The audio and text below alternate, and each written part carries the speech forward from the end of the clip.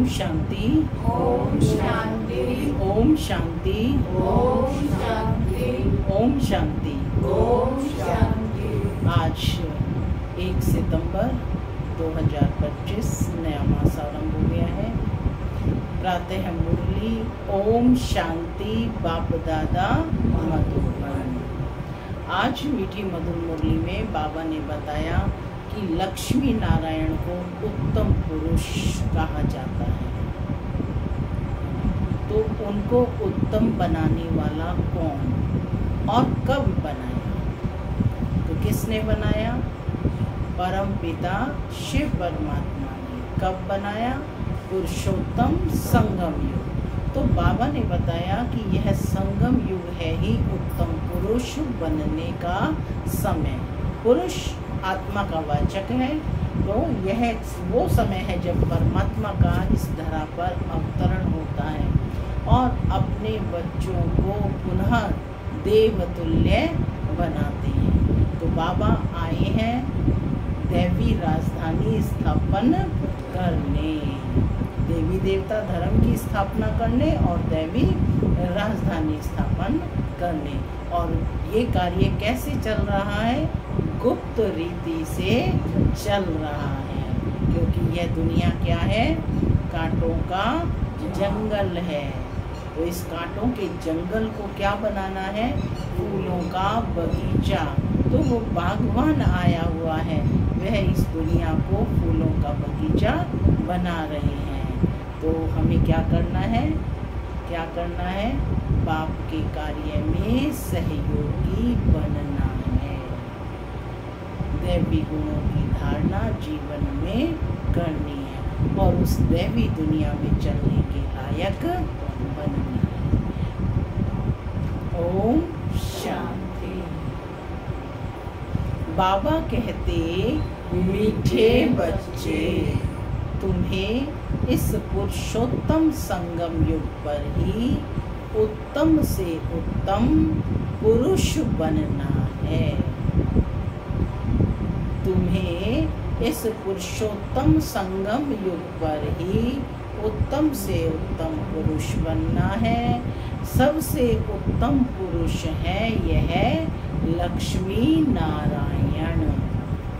सबसे उत्तम पुरुष हैं ये लक्ष्मी नारायण। आज की मुरली से प्रश्न है, तुम बच्चे बाप के साथ साथ कौन सा एक गुप्त कार्य कर रहे हो? तुम बच्चे बाप के साथ साथ कौन सा एक गुप्त कार्य कर रहे हो? कौन सा गुप्त कार्य कर रहे हो?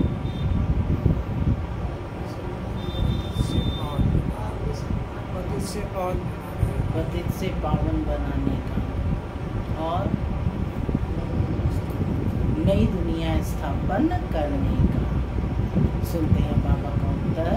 बाबा कहते, आदि सनातन देवी देवता धर्म और दैवी राजधानी की स्थापना तुम बाप के साथ गुप्त रूप से यह कार्य कर रहे हो।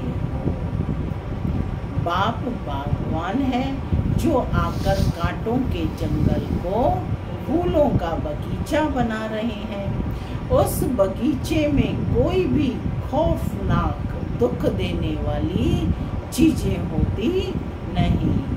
गीत चला, आखिर वह दिन आया आज, यानी जिसका हम इंतजार कर रहे थे। कब से पुकार रहे हैं? द्वापर से पुकार रहे हैं।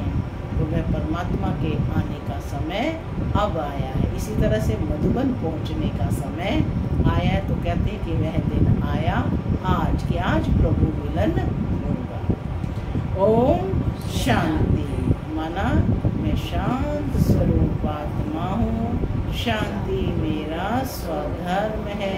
बाबा कहते, मीठे बच्चे अब घर वापस जाना है। ओम शांति। रूहानी बाप बैठ रूहानी बच्चों को समझाते हैं। समझाएंगे तो जरूर शरीर द्वारा, आत्मा शरीर बगैर कोई भी कार्य कर नहीं सकती। रूहानी बाप को एक ही बार पुरुषोत्तम संगम युग पर यह शरीर लेना पड़ता है। यह संगम युग भी है, इनको पुरुषोत्तम युग भी कहेंगे, क्योंकि इस संगम युग के बाद फिर सतयुग आता है।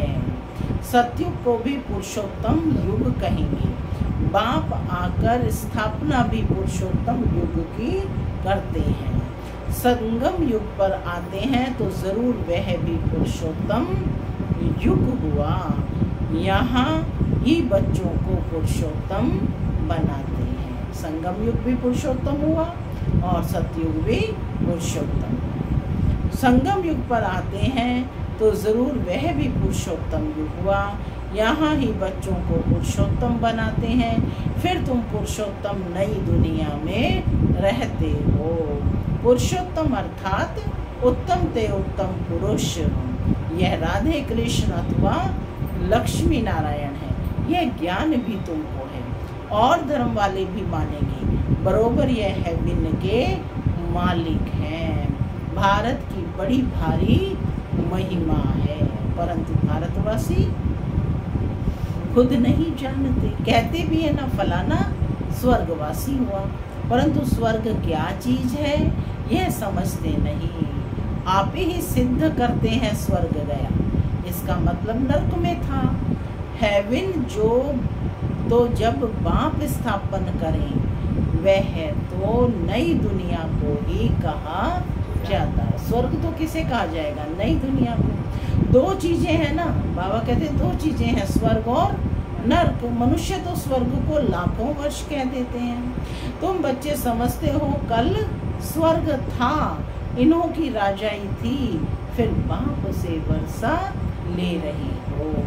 बाप कहते हैं मीठे लाडले बच्चों, तुम्हारी आत्मा पतित है इसलिए हेल में ही है। क्यों है हेल में? क्योंकि आत्मा पतित है। कहते भी हैं अभी कलयुग के 40,000 वर्ष बाकी हैं, तो जरूर कलयुगवासी कहेंगे ना। पुरानी दुनिया तो है ना, मनुष्य बेचारे और अंधियारे में है। पिछाड़ी में जब आग लगेगी तो यह सब खत्म हो जाएंगे। तुम्हारी प्रीत बुद्धि है नंबरवार पुरुषार्थ अनुसार। जितना प्रीत बुद्धि होंगे उतना ऊंच पद पाएंगे। सवेरे उठकर बहुत प्यार से बाप को याद करना है।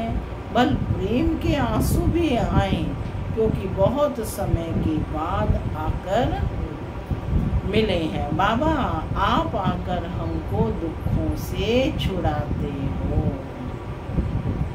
हम विषय सागर में गोते खाते कितना दुखी होते आए हैं।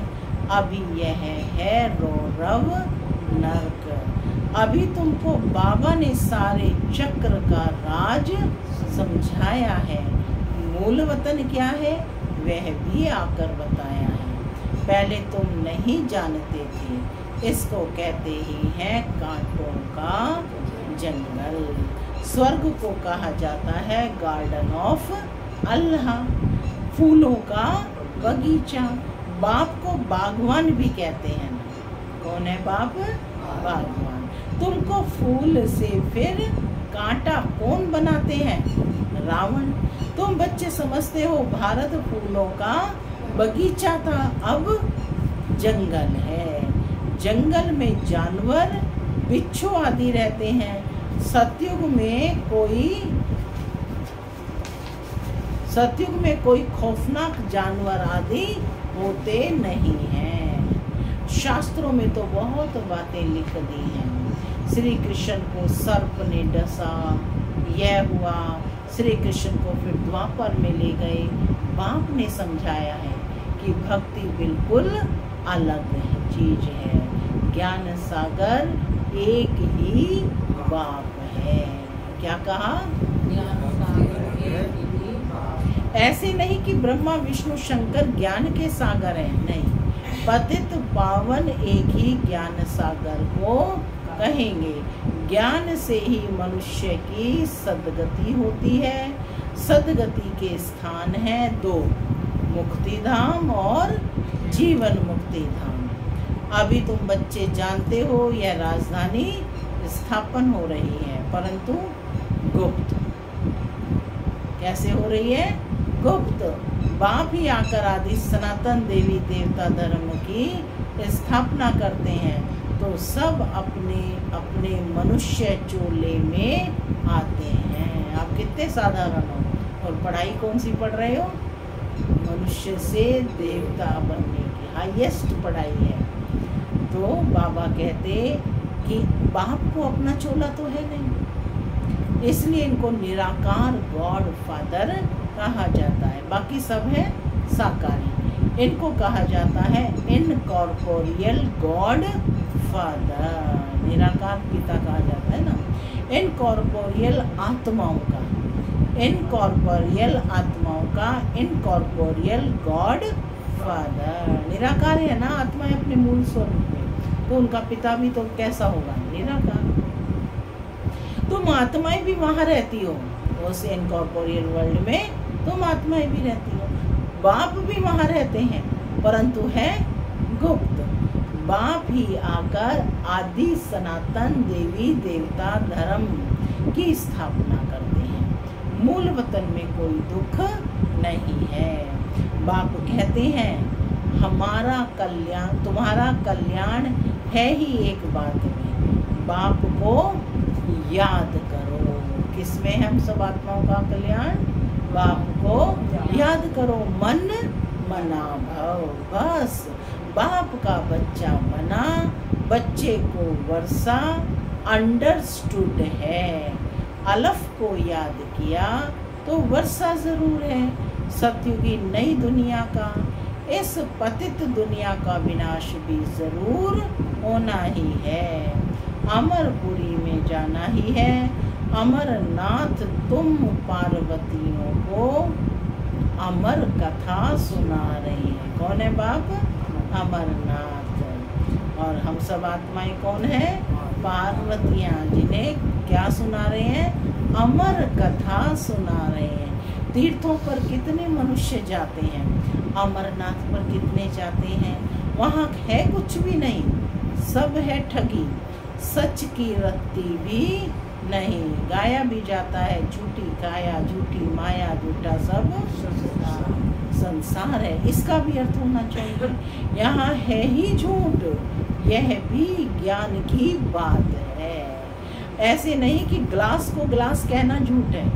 बाकी बाप के बारे में जो कुछ बोलते हैं वह झूठ बोलते हैं। सच बोलने वाला एक ही बाप है। अभी बाकी बाप के बारे में जो कुछ बोलते हैं झूठ बोलते हैं। तो बाबा कहते सच बोलने वाला एक ही बाप है। अभी तुम जानते हो बाबा आकर सच्ची सच्ची सत्यनारायण की कथा सुनाते हैं। झूठे हीरे मोती भी होते हैं ना, आजकल झूठों का बहुत शो है। उनकी चमक ऐसी होती है सच्चे से भी अच्छी। यह झूठे पत्थर पहले नहीं थे, पिछाड़ी में विलायत से आए हैं। झूठे सच्चे साथ मिला देते हैं, पता भी नहीं पड़ता है। फिर ऐसी चीज़ें भी निकली हैं जिससे परखते हैं। मोती भी ऐसे झूठे निकले हैं जो जरा भी पता नहीं पड़ता है। फिर ऐसी चीज़ें तो बाबा कहते निकलती हैं। अभी तुम बच्चों को कोई संशय नहीं रहता। संशय वाले फिर आते ही नहीं। प्रदर्शनी में कितने ढेर आते हैं। बाप कहते हैं बड़े बड़े दुकान निकालो, यह एक ही तुम्हारा सच्चा दुकान है। तुम सच्ची दुकान खोलते हो। किस पर बैठे हो आज? सच्ची दुकान पर, है ना। तो बाबा कहते हैं ये दुकान भी है, पाठशाला भी है, यूनिवर्सिटी भी है, बैंक भी है, ईश्वरीय बैंक भी है, यहाँ जमा भी करते हो ना। तो बाबा आज नाम दे रहे हैं सच्ची दुकानें खोलते हो। बड़े बड़े सन्यासियों के बड़े बड़े दुकान होते हैं जहाँ बड़े बड़े मनुष्य जाते हैं। तुम भी बड़े बड़े सेंटर खोलो।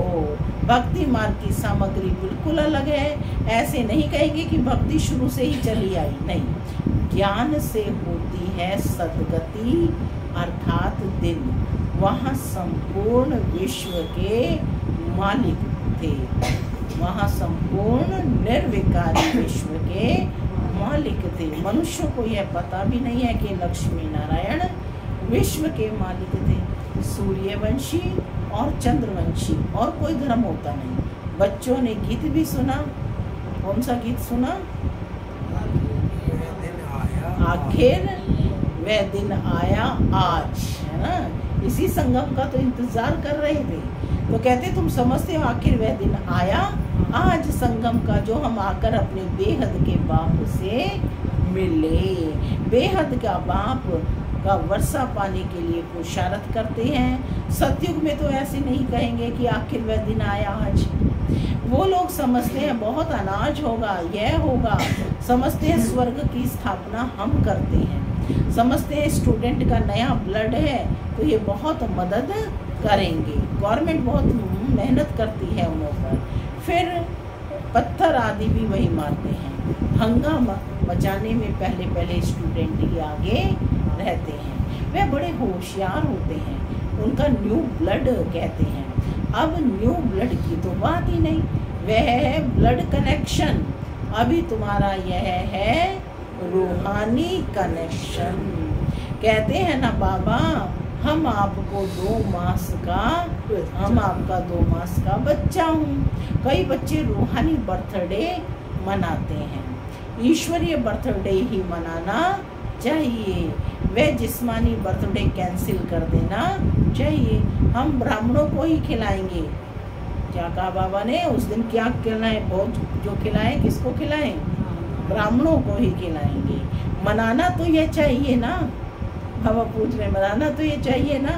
वह है आसुरी जन्म और यह है ईश्वरीय जन्म। जब नया जन्म हुआ है तो नया बर्थडे मनाना चाहिए ना। ब्राह्मण जीवन का बर्थडे है। तो बाबा कहते हैं रात दिन का फर्क है उस जन्मदिन में और इस जन्मदिन। परंतु जब निश्चय में बैठे, ऐसे नहीं कि ईश्वरीय जन्म मनाकर फिर जाए आसुरी जन्म में पड़े। ऐसा भी होता है। ईश्वरीय जन्म मनाते मनाते फिर रफू चक्कर हो जाते हैं। आजकल तो मैरिज डे भी मनाते हैं, पहले ही मैरिज डे नहीं मनाते थे। तो बाबा कहते हैं आजकल तो मैरिज डे भी मनाते हैं। शादी को जैसे कि अच्छा शुभ कार्य समझते हैं। जहन्नुम में जाने का भी दिन मनाते हैं। वंडर है ना। हाँ, बाबा कठोर शब्द भी यूज कर रहा है। कह रहे हैं कि जहन्नुम में जाने का भी दिन मनाते हैं। वंडर है ना। बाप बैठ ये सब बातें समझाते हैं। अब तुमको तो ईश्वरीय बर्थडे ब्राह्मणों के साथ ही मनाना है। हम शिव बाबा के बच्चे हैं, हम बर्थडे मनाते हैं तो शिव बाबा की ही याद रहेगी। जो बच्चे निश्चय बुद्धि हैं उनको जन्मदिन मनाना चाहिए। सबको नहीं मनाना चाहिए। जो निश्चय बुद्धि है वह आसुरी जन्म ही भूल जाए। क्या हो जाए कि वह आसुरी जन्म ही भूल जाए। यह भी बाबा राय देते हैं। अगर पक्का निश्चय बुद्धि है तो बस हम तो बाबा के बन गए, दूसरा ना कोई। फिर अंतमति सोगति हो जाएगी। बाप की याद में मरा तो मन दूसरा जन्म भी ऐसा मिलेगा। नहीं तो अंत काल जो स्त्री सिमरे, माने जिस जिस को सिमरेंगे उसी योनि में जन्म होता है। यह भी ग्रंथ में है, ऐसा बोला जाता है। या फिर कहते हैं अंत समय गंगा का तट हो। यह सब है भक्ति मार्ग की बातें। तुमको बाप कहते हैं शरीर छूटे तो भी स्वदर्शन चक्रधारी हो। बुद्धि में बाप और चक्र याद हो। सो जरूर जब पुरुषार्थ करते रहेंगे तब तो अंत काल याद आएगी। कल भी आया था ना मुन्नी में। क्या चाहिए इसके लिए? बहुत काल का अभ्यास। सेकंड की बात है ना, पेपर तो सेकंड का है। तो बाबा कहते हैं सो जरूर जब पुरुषार्थ करते रहेंगे तब तो अंतकाल याद आएगी। अपने को आत्मा समझो और बाप को याद करो, क्योंकि तुम बच्चों को वापस जाना है अशरीरी होकर। यहाँ पाठ बजाते बजाते सतो प्रधान से तमो प्रधान बने हो, अब फिर सतो प्रधान बनना है। इस समय आत्मा ही इम्प्योर है तो शरीर प्योर फिर कैसे मिल सकेगा। बाबा ने बहुत मिसाल समझाए हैं, फिर भी जोहरी है ना, खाद जेवर में नहीं सोने में पड़ती है। 24 कैरेट से 22 कैरेट बनाना होगा तो चांदी डालेंगे, अभी तो सोना है नहीं, सबसे लेते रहते हैं। आजकल नोट भी देखो कैसे बनाते हैं, कागज भी नहीं है। सब बच्चे समझते हैं कि कल्प कल्प ऐसा होता आया है, पूरी जांच रखते हैं, लॉकर्स आदि खुलाते हैं, जैसे किसकी तलाशी आदि ली जाती है ना। गायन भी है, किनकी दबी रही धूल में किनकी राजा लाई, आग भी जोर से लगती है। तुम बच्चे जानते हो यह सब होना है, इसलिए बैगेज तुम भविष्य के लिए तैयार कर रहे हो। और कोई को मालूम थोड़ी ही है तुमको ही वर्षा मिलता है। 21 जन्म के लिए तुम्हारे ही पैसे से भारत को स्वर्ग बना रहे हैं, जिससे फिर तुम ही निवास करेंगे, उसमें फिर तुम ही निवास करेंगे। तुम्हारे ही पैसे से भारत को माता कि कणे धने से जो भी है सब से मिलाकर भारत को स्वर्ग बनाते हैं। तुम बच्चे अपने ही पुरुषार्थ से आपे ही राज तिलक लेते हो। गरीब निवास बाबा स्वर्ग का मालिक बनाने आए हैं, लेकिन बनेंगे तो अपनी पढ़ाई से, कृपा व आशीर्वाद से नहीं। टीचर का तो पढ़ाना धर्म है, कृपा की बात नहीं। टीचर को गवर्नमेंट से पगार मिलती है, सो तो जरूर पढ़ाएंगे, इतना बड़ा इजाफा मिलता है। पद्मा पदम पति बनते हो, क्या बनते हो? तो अभ्यास करेंगे, मैं आत्मा पद्मा पदम पति। श्री कृष्ण के पाँव में पद्म की निशानी देते हैं। तुम यहाँ आए हो भविष्य में पद्म पति बनने। तुम बहुत सुखी साहूकार अमर बनते हो। क्या क्या टाइटल दिए बाबा ने? तुम बहुत सुखी साहूकार अमर बनते हो, काल पर विजय पाते हो। इन बातों को मनुष्य समझ ना सके, तुम्हारी आयु पूरी हो जाती है, अमर बन जाते हो। उन्होंने फिर पांडवों के चित्र लंबे चौड़े बना दिए हैं। समझते हैं पांडव इतने लंबे थे, अब पांडव तो तुम हो। क्या टाइटल दे रहे हैं बाबा? तुम कौन हो? पांडव। कितना रात दिन का फर्क है। मनुष्य कोई जास्ती लंबा होता नहीं, 6 फुट का ही होता है। भक्ति मार्ग में पहले शिव बाबा की भक्ति होती है, वह तो बड़ा बनाएंगे नहीं। पहले शिव बाबा की अव्यभिचारी भक्ति चलती है, फिर देवताओं की मूर्तियां बनाते हैं, उनके फिर बड़े बड़े चित्र बनाते हैं, फिर पांडवों के बड़े बड़े चित्र बनाते हैं। यह सब पूजा के लिए चित्र बनाते हैं। लक्ष्मी की पूजा 12 मास में एक बार करते हैं। जगत अम्बा की पूजा रोज करते रहते हैं। यह भी बाबा ने समझाया है, तुम्हारी डबल पूजा होती है। मेरी तो सिर्फ आत्मा यानी लिंग की ही होती है। तुम्हारी शालिग्राम के रूप में भी पूजा होती है और फिर देवताओं के रूप में भी पूजा होती है। रुद्र यज्ञ रचते हैं तो कितने शालिग्राम बनाते हैं, और तो कौन बड़ा हुआ? तब बाबा बच्चों को समझाते हैं, नमस्ते करते हैं, कितना ऊंच पद प्राप्त कराते हैं। बाबा कितनी गुह्य बातें सुनाते हैं, तो बच्चों को कितनी खुशी होनी चाहिए। हमको भगवान पढ़ाते हैं, भगवान भगवती बनाने के लिए। देखो स्वयं भगवान टाइटल दे रहा है, क्या बनाने के लिए? आप समान भगवान भगवती बनाने के लिए। कितना शुक्रिया मानना चाहिए। बाप की याद में रहने से स्वप्न भी अच्छे आएंगे, साक्षात्कार भी होगा। अच्छा, मीठे मीठे सिक्के लगे बच्चों प्रति माता पिता बाप दादा का याद प्यार और गुड मॉर्निंग। रूहानी बाप की रूहानी बच्चों को नमस्ते। हम रूहानी बच्चों की रूहानी माता पिता बाप दादा को याद प्यार गुड मॉर्निंग और नमस्ते। नमस्ते, सदा रहो हंसते बनो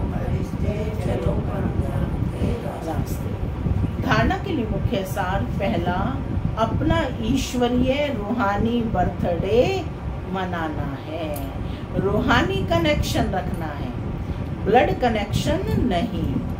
आसुरी जिस्मानी बर्थडे भी कैंसिल, वह फिर याद भी ना आए।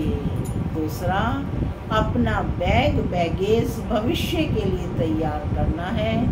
अपने पैसे भारत को स्वर्ग बनाने की सेवा में सफल करने हैं। अपने पुरुषार्थ से अपने को राज तिलक देना है।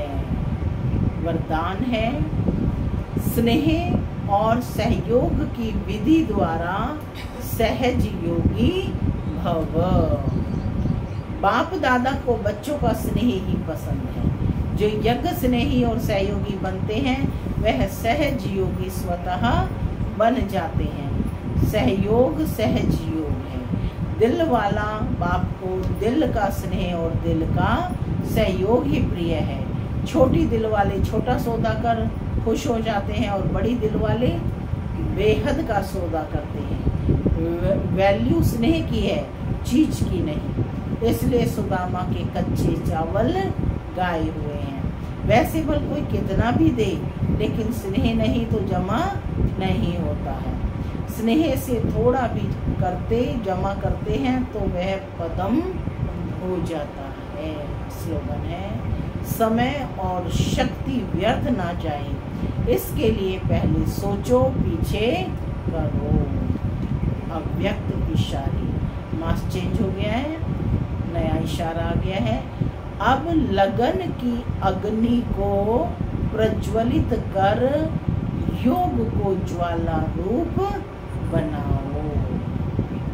बाप दादा बच्चों को विशेष इशारा दे रहे हैं। बच्चे अब तीव्र पुरुषार्थ की लगन को अग्नि रूप में लाओ, ज्वालामुखी बनो।